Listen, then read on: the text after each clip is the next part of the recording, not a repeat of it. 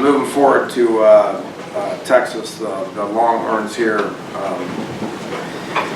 I've already answered a bunch of questions about these guys and whatnot, but the thing that strikes me with this group is incredibly competitive. Just a very physical team that's incredibly competitive.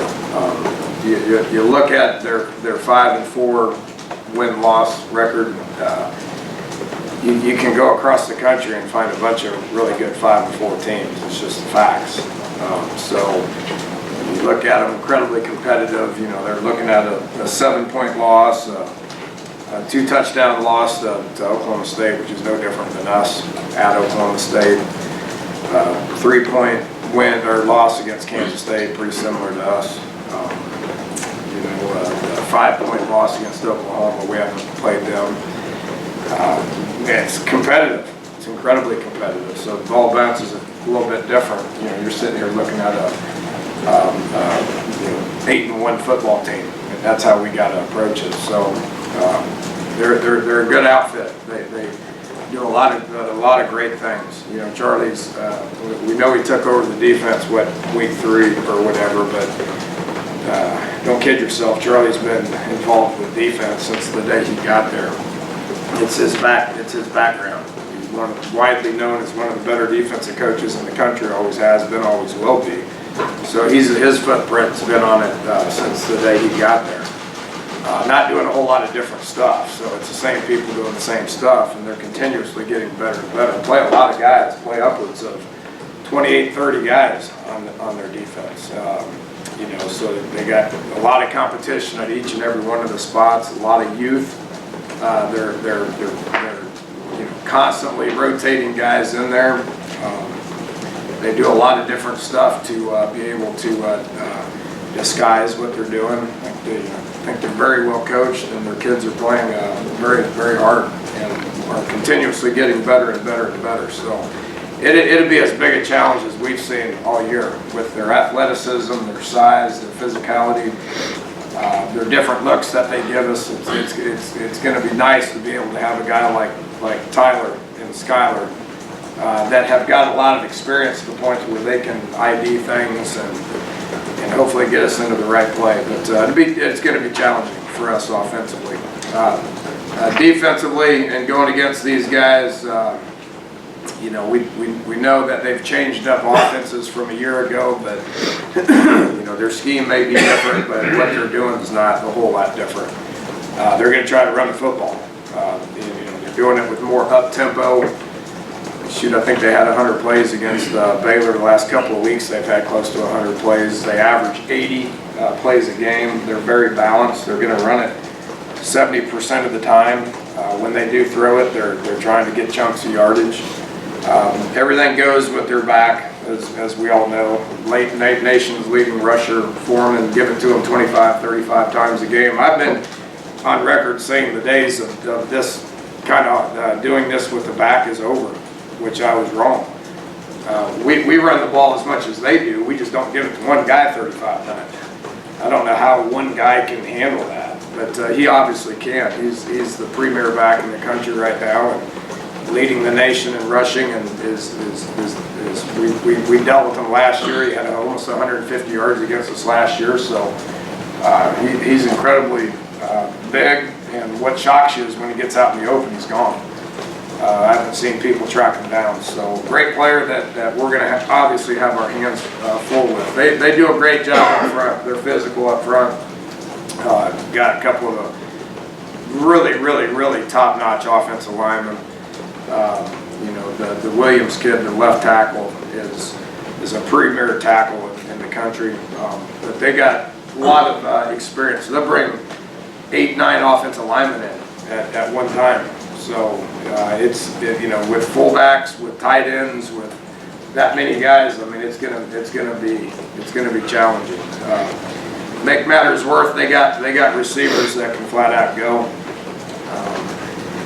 There's 4 or 5 of them. That can all stretch the field, that can make plays, that can get you yards after the catch. They're continuously getting better. Their quarterback is continuously getting better. Michelle, the freshman kid, is managing what they're asking him to do, continuously improving. We all know about the 18-wheeler package that they got and the swoops that come in. 250 pounds, 6'5". You know, they put him at tailback before. So, you know, we kind of know what they're going to do, and it's going to be a challenge to stop it. They're getting a lot of yards, they're snapping the ball a lot, and they're getting a bunch of points. Got our work cut out for us on defense as well. Special teams are solid as it gets. You know, they got probably one of the best punters in the country, you know, averaging 48 yards a punt. They do a great job of flipping the field position. You know, that's going to be a challenge. You know, the place kicker has been, you know, ever since the Oklahoma State game, they've been pretty solid. Transfer from LSU, but done a great job of getting them points as well. Incredibly deep when it comes to DBs, wide receivers, linebackers, which means they have an abundance of available bodies on special teams. That makes special teams great. It's not always about the actual returner. It's not about the actual kicker. It's sometimes about the other 9 guys that they're able to put out there. So their coverage units are fast. They haven't put their team in position to be vulnerable to any kind of returns at all. And then, like I said, with athleticism and talent and ability at the receiver spot, then they're going to have some return guys that are going to scare you. So overall, a very, very, very deep, talented football team. They've been playing physical football. They're constantly getting better. They're going to have as much energy as they've had all year this Saturday. You know, they're playing for bowl eligibility. They're playing for a lot of stuff that you know, is stuff that we can't control and we're not going to worry about.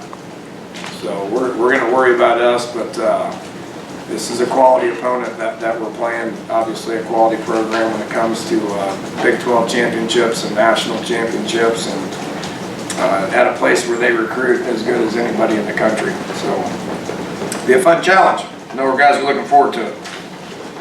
Questions? Coach, wondering about Shell, his availability this week. It'd be a game time decision. I'll see how he practices. Where they hand it to one guy 35 times a game, we hand it to 3 guys 35, 45 times a game. So whichever guy feels good and is back there is who we're going to hand it to. And also, you mentioned punt return. On your side, are you sticking with your guy at punt return? I noticed you were averaging, I think, 2 yards per return. Do I need to remind everybody of what happened 3 years ago? I don't think I do. So we're gonna you know, I think going back to what I said about 2 minutes ago, sometimes it's about those other 9 guys on the field. You know, Gary, we're very confident in Gary's ability to catch the ball on that. We're going after punts. I'd rather go after punts than set returns of them. So when you go after them, there's no blockers. So he probably needs to do a little better job of understanding that and catching it and getting forward and getting on the ground, as opposed to trying to make 6 people miss. That's not going to happen. So I'm very comfortable with Gary and his ability to be able to do what we need him to do on that game. Coach, after Foreman's last performance in the last game, do you think this is going to be the best back you faced so far this season? I mean, and do you also think that you can? Is it possible to hold him under 100 yards? I mean, it depends on how many times they give it to him. Yeah. You know, I mean, they gave it to him 18 times last year and he had 150. He's a good player. The BYU back was pretty dang good. You know, a couple of the guys we face next week are going to be pretty good. The TCU guy was pretty good. I mean, be leaving anybody out. There's a lot of good backs, but yeah, he's the premier back in the country right now. You know, they hand it to him a bunch. Our job is to get him off the field. Coach, 2 years ago, went out there, had a good first quarter. Second quarter, do you talk to the players about the fact that you had a second quarter where if you played like you had played the first quarter, it made a difference? You went 17, outscored 17-0 that quarter. Let's try to have the same second quarter we had last Saturday. The second quarter we had last Saturday was pretty good. So, I mean, you can't go back 2 years ago. That's a different team, different situation, different mindset, different opponent. So we won't address anything that happened 2 years ago. We won't address anything that happened 4 years ago. This is a different team that we have. Our job's to get ready to practice. Get ready to prepare. Get ready to go play. What are you seeing differently from them defensively as far as taking over the play calling? Nothing much. He's had his hand on it since the day he got there. You can't. I mean, there's been coaching changes throughout the course of the season before, as absurd as I think it is. What are you gonna do? You gonna just change everything in a week? Change everything in 2 weeks? You can't do that. It takes years to be able to get guys to understand what specific schemes are to be able to get good at it. So he's simplified it a little bit. They do a lot of different things, and so it's a challenge on our part offensively to be able to identify exactly what they're doing and what we need to do to be able to attack it. So it's not a whole lot different. More aggressive, more blitzing, more that you see? It's not a whole lot different. Yeah. Danny, you coached offensive players who've been on a hot streak, and just thinking last year, Boykin and Coleman, you saw those are receivers and quarterbacks mostly. Have you seen a running back getting a role like this, or even an offensive player getting a role like this, like forming this? I think you need to give their O-line some credit too. I mean, they're doing a good job with their scheme. They're doing a good job of blocking up front. Their physical outfit that you got to account for the quarterbacks as well. He's doing some things that I didn't think I'd see. LSU's got a pretty good one too. They just haven't been able to continuously try to. I mean, he doesn't have the production that Foreman has. There's injuries involved, and there's wear and tear. There's scheme situations and all that. They got a good thing going when it comes to giving him the ball a lot and him being productive. Danny, you mentioned defensive scheme. They bounce from even to odd front, not only week to week, but play to play. How unique is that? How much of a challenge is that? Yeah, Tech does it a lot too. But I don't know how you coach that, to be honest with you. But they're figuring out a way to be able to coach it and getting those guys lined up. Like I said, I mean, it gives me a little bit more comfort to have a fifth-year All-American center to be able to ID fronts. 2 other fifth-year players on the O-line, 2 fourth-year players on the O-line, 1 freshman, I guess. But IDing what they're doing, and then a quarterback understanding numbers is important as well. Getting us into a right play, they'll overload you at times. You got to flip runs, you got to hold the edges with your quarterback, you got to understand when it's probably a little bit more important to throw the ball. They're pretty committed to stopping the run, but it gives me a little bit of comfort to know that we got experienced guys that can identify specific things and get us in the appropriate play. It's tough to call it because you don't know what he's going to call. You don't know what front or any of that stuff, so it makes it a little challenging for me.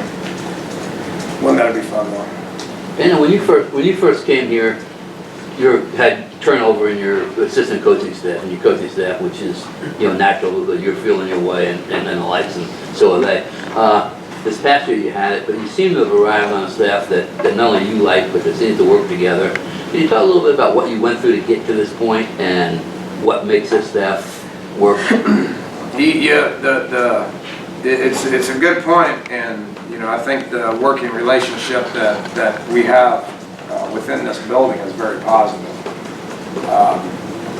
Especially at the top when it comes to what we're doing offensively, what we're doing defensively, what we're doing special teams. The kids understand what we're doing. You probably shouldn't get too comfortable with it and think you got it figured out, because that's always going to be. There's always going to be change. There's always going to be turnover. You try to reduce that turnover as much as you possibly can. Looking back on last year, we had more turnover than I was comfortable with. And it didn't have to happen.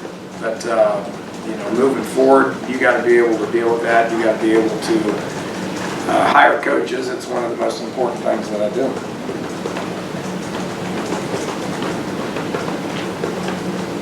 And you talked about Shell, but your running backs and your cornerbacks also are banged up. Is that a concern, just injuries, especially in the midst of an 8-game stretch where you don't have a week off? Yeah, but what are you gonna do about it? I mean, you know, everybody gets banged up. You gotta play through it. You know, it's why we recruited depth at those positions as well. You know, so guys go down, other guys gotta step in. You know, we'll see how Crawford's doing, Antonio this week. You know, but you got guys like Nana that are sitting there that can play if they need to. You know, we could put Eli back there at back if we had to. You know, so there's nothing you can do about it. Everybody deals with the same stuff. There's scholarship limitations, and you don't want to put young kids out there that aren't ready to play. Everybody deals with that. So that's not an excuse. You just got to deal with it and move forward. Dan, in the preseason, we talked a lot about Sheldon going for 1,000 yards, but I mean, DeKeel right now is on pace to break 1,000 too. What's he doing that's really helped the offense, and how has he just been consistent for you guys? He's improved every part of his game. I'm very proud of DeKeel. You know, he's an older guy that can handle me saying this too, but he's just the most consistent receiver, the most consistent leader, the hardest working guy that we have on offense. So very proud of him. You know, he's the guy that they all look to in that room. He's the older guy. He's the mature guy. He's the one with the most experience. He practices his tail off. He's physical as physical gets. He's always in the right spot. He's sure-handed, and he's staying on his feet this year too, which gives him more yards. So, you know, I can't be happier with him right now. Doing a good job. What do you see like Christian Brown? Just an old guy that knows how to play the game. You know, he understands what we're asking him to do. He's big. He's hard to move. He's physical. He can get off blocks. You know, we're happy with where he's at as well. Another senior that, you know, those guys that become seniors, it means a little bit more to them. So you get into this 8-game stretch, as you mentioned, we're halfway through it. The old guys understand how to push through it.